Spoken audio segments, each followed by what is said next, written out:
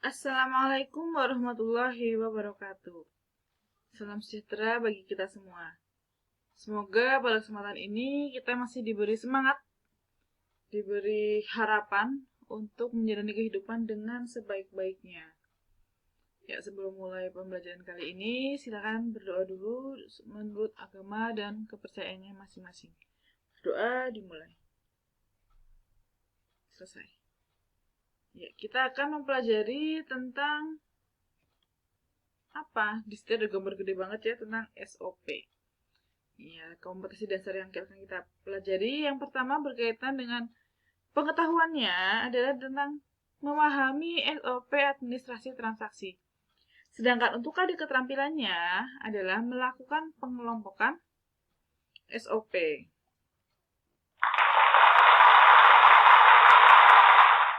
Tujuan pembelajarannya apa? Apa sih tujuan dari kita mempelajari materi ini? Yang pertama, diharapkan peserta didik ini mampu menjelaskan administrasi.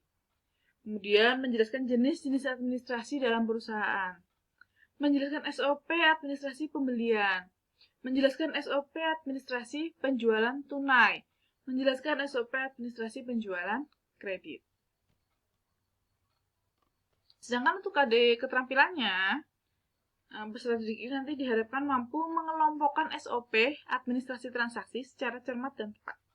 Selanjutnya, setelah mampu mengelompokkan, maka mampu melakukan SOP administrasi pembelian, penjualan tunai, dan penjualan kredit.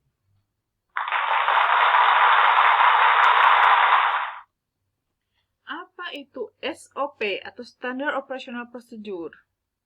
Kalau kita sering banget dengar kata-kata SOP itu biasanya hubungannya sama prosedur, tahapan, urutan.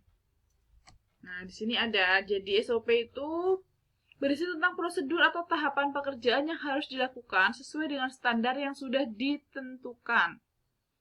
Jadi biasanya SOP ini bersifatnya tertulis ya. Kebanyakan pasti dia tertulis. Secara umum, SOP ini tujuannya untuk apa? Agar aktivitas dapat berjalan dengan tepat, cepat, efektif, dan efisien, serta menghindari adanya kesalahan.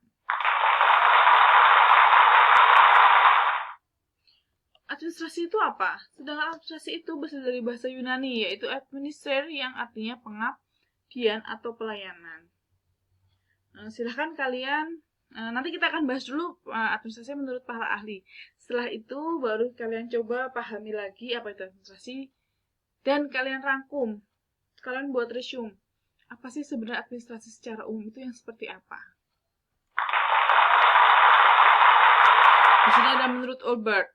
Administrasi dalam arti sempit diartikan sebagai penyusunan dan pencatatan data dan informasi secara berurut, baik dari dalam maupun dari luar, dengan tujuan menyediakan keterangan serta memudahkan untuk mendapatkan kembali, baik sebagian maupun menyeluruh.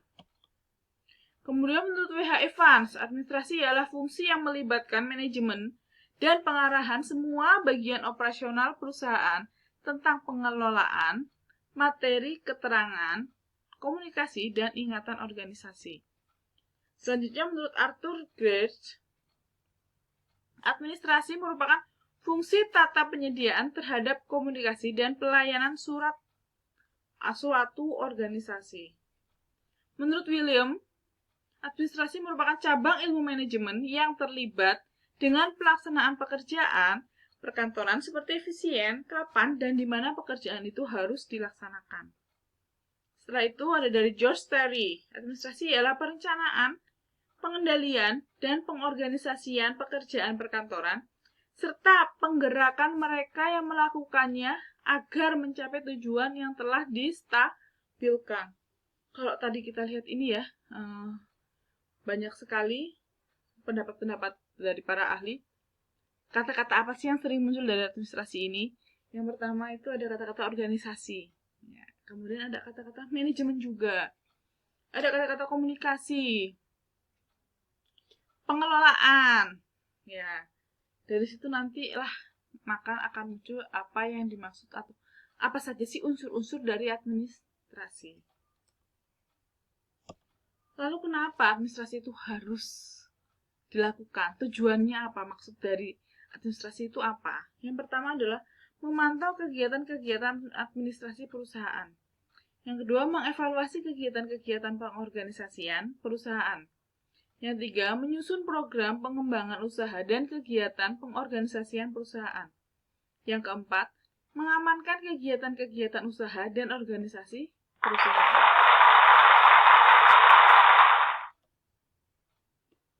Unsur-unsur administrasi yang tadi sempat saya singgung sebentar ya. Ada 8 unsur. Di sini ada organisasi, ada manajemen, ada tata hubungan atau komunikasi, ada kepegawaian, keuangan, perbekalan, tata usaha, hubungan masyarakat atau perwakilan. Sedikit saya bahas satu persatu. Organisasi ini apa? Organisasi kumpulan dari 2 orang atau lebih yang memiliki visi dan misi yang sama. Nanti di sini di organisasi ini orang-orang ini berkumpul untuk mencapai tujuan yang sama. Kemudian ada manajemen. Ketika kita mempelajari tentang manajemen, kita juga akan membahas tentang unsur manajemen. Ada istilah 5M untuk unsur manajemen. Yang pertama adalah man, material, method, mesin, dan market. Man ini berarti apa? Manusianya. Material bahan baku, method ini metodenya, mesin ini alatnya, dan market adalah pasar atau pangsa pasarnya. Dan berkaitan dengan manajemen juga, ada kita kenal istilah POAC kalau bahasa Indonesianya, atau bahasa Inggrisnya disingkat dari POAC. P ini planning, A-nya actuating, POAC ya, POAC. P planning, O organization, POA actuating, dan yang terakhir C controlling. Kemudian ada komunikasi. Komunikasi ini adalah bentuk hubungan 2 orang atau lebih, di mana satu orang menjadi komunikan dan yang lain menjadi satu orang menjadi komunikator dan yang lain menjadi komunikan, yang nantinya akan muncul suatu timbal balik. Unsur-unsur komunikasi pun ada juga sendiri.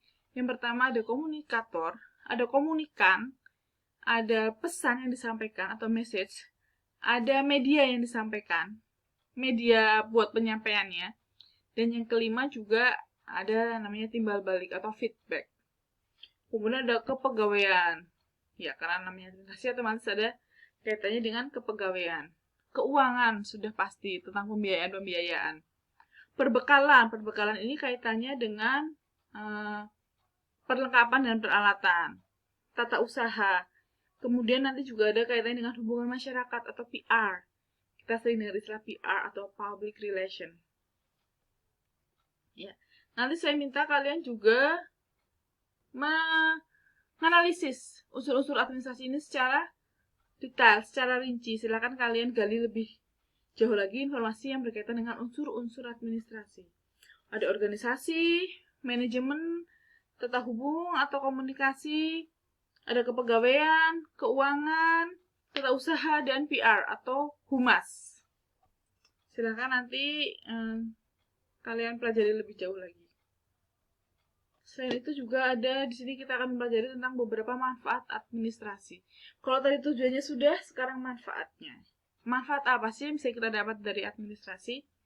Yang pertama, perusahaan akan dapat dengan mudah menghubungi pihak-pihak lain. Yang kedua, resiko kehilangan barang akan dapat diperkecil. Yang ketiga, memudahkan pelayanan purna jual, karena tadi ada bukti-buktinya dari konsumen. Yang terakhir, pemilik perusahaan dapat dengan mudah mengikuti perkembangan perusahaannya melalui laporan hasil pencatatan. Berkas-berkasnya. Nah, tadi dari tujuan pembelajaran, kita akan mempelajari tentang administrasi pembelian, penjualan tunai, dan penjualan kredit.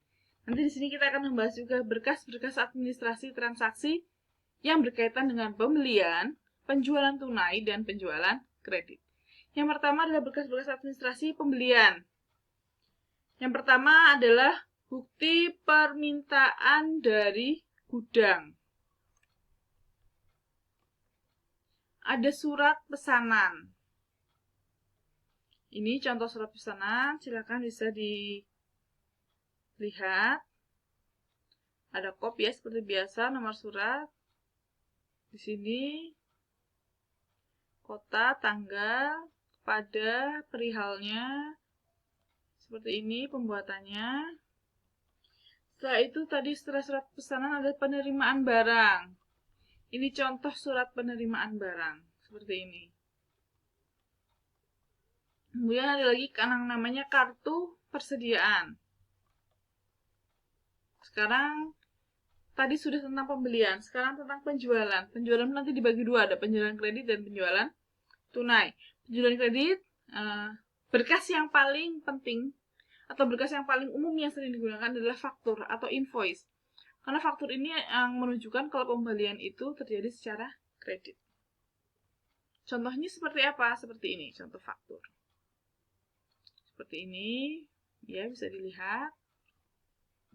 Kemudian ada berkas transaksi penjualan tunai. Ada apa aja beda dengan tadi penjualan kredit yang faktur ya.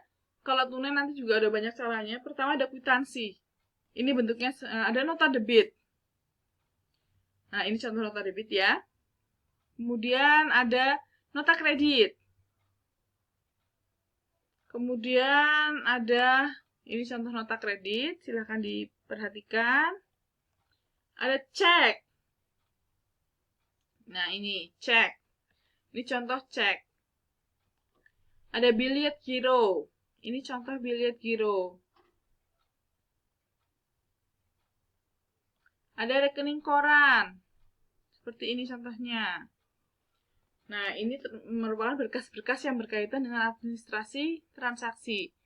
Baik pembelian, penjualan tunai, dan penjualan kredit. Saya rasa materi yang berkaitan dengan memahami SOP administrasi transaksi cukup sekian. Kurang lebihnya saya mohon maaf. Jika ada yang kurang berkenan atau jika ada pertanyaan lebih lanjut, silahkan kita akan diskusi, kita akan sharing di Google Classroom yang biasa kita gunakan. Untuk pertemuan kali ini, saya akhiri cukup sekian. Wassalamualaikum warahmatullahi wabarakatuh.